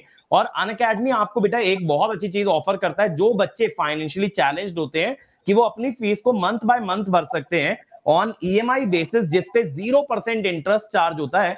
आपको बस क्या करना है, अपनी फैमिली में किसी का आधार कार्ड, पैन कार्ड देना है जिनको सैलरी आती हो, और आप मंथली फीस को पे कर दो, कोई टेंशन वाली बात नहीं है। यानी 5,000 अ मंथ के अंदर आपको एक अपॉर्चुनिटी मिलता है देश का टॉप मोस्ट ऑफिसर बनने का। और आप बेटा इसको कभी भी एज अ खर्चा, एज अ एक्सपेंस ना देखें, इसको एज अ इन्वेस्टमेंट देखें। और मैं मानता हूं ना बेटा, जो पोजीशंस आपके लिए ओपन हो रही है, ये जो अमाउंट है ये आपकी मंथली सैलरी से भी काफी कम है। तो आप ये सोचो आप कितना गुना इससे अर्न कर सकते हो। और जिन पोजीशंस की मैं बात कर रहा हूं, वहां सिर्फ earning in terms of money कभी भी नहीं होता, in terms of respect, in terms of social currency, क्योंकि जो आपकी फॉलोइंग होती है, जितने लोग आपके पीछे होते हैं, जो आपका फेम होता है, वो थोड़ा सा अलग लेवल पे हो जाता है। तो ये मैं बता रहा हूं, उसके मामले में कुछ भी नहीं है।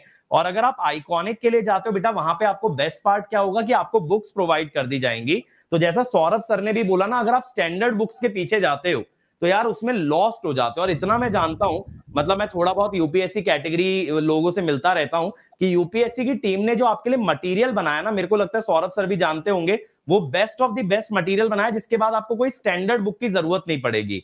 तो अगर आप चाहते हो बेटा आपके पास वो रेफरेंस मटेरियल रहे गेट का भी, जो कि हम लोगों ने खुद ही बुक्स डिजाइन किए हैं, जसपाल सर ने, मोंडल सर ने, मैंने, ढांडे सर ने, सबने डिजाइन किया है। और यूपीएससी में जहां पे भी बहुत state of the art material design हुआ है, तो आप आइकॉनिक को ले सकते हो। उसका भी कॉस्ट बहुत ज्यादा नहीं पड़ने वाला है, अराउंड 80,000 पड़ेगा। एंड एज आई टोल्ड, आप उसको मंथ ऑन मंथ पे कर सकते हो।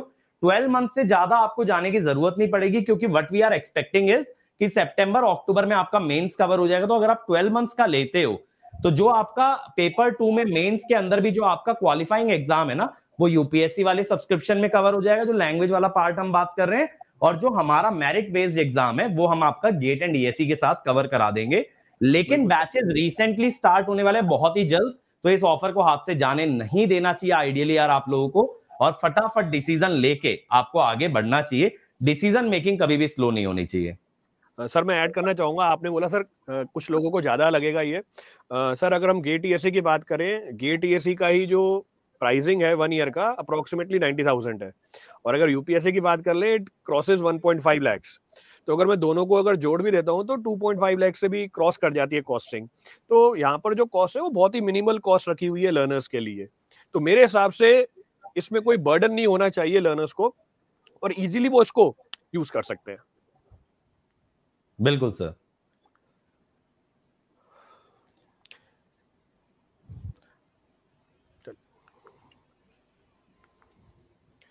सर नेक्स्ट हमारे जो एग्जिस्टिंग लर्नर्स हैं सर, उनके लिए क्या अवेलेबल है हमारे पास? सर एग्जिस्टिंग लर्नर्स का ऐसा है ना, मतलब काफी ज्यादा डिस्कशन हुआ। पहले हम लोग ये सोच रहे थे कि गेट एंड डीएससी वालों को क्या दिया जाए, फिर यूपीएससी टीम बोली भाई ऐसा इनजस्टिस हमारे साथ क्यों, यूपीएससी वालों को भी कुछ मिलना चाहिए आईआरएमएस के अंदर। तो हम लोगों ने कुछ ऐसा प्लानिंग किया है ना जिससे यूपीएससी वालों को भी मस्त तरीके से बेनिफिट होने वाला है, गेट वालों को भी।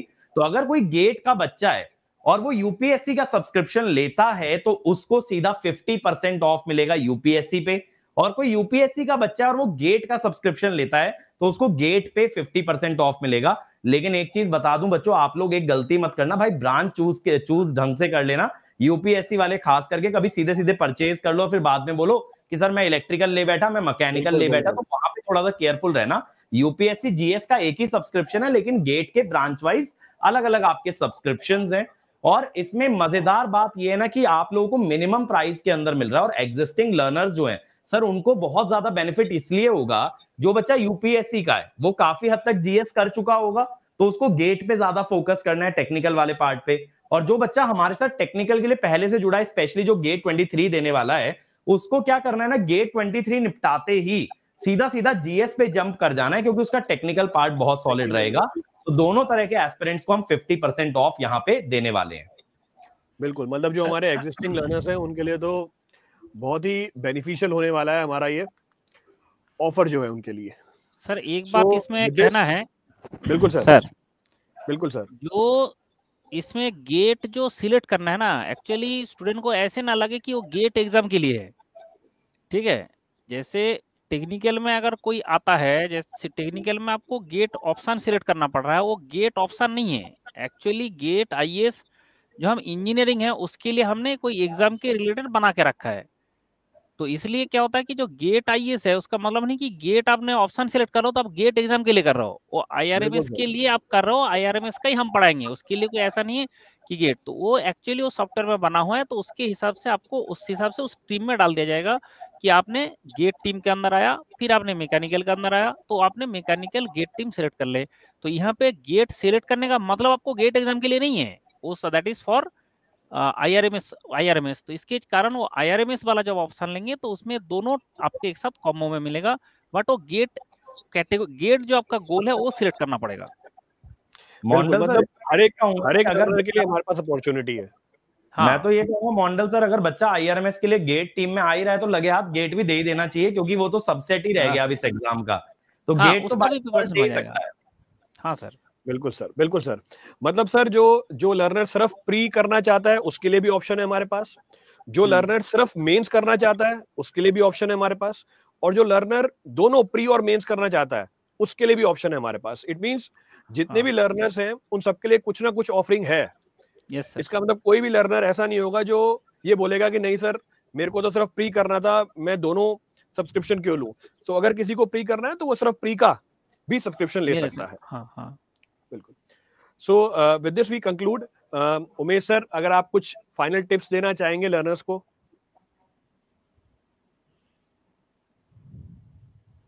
सर आप म्यूट पे हैं।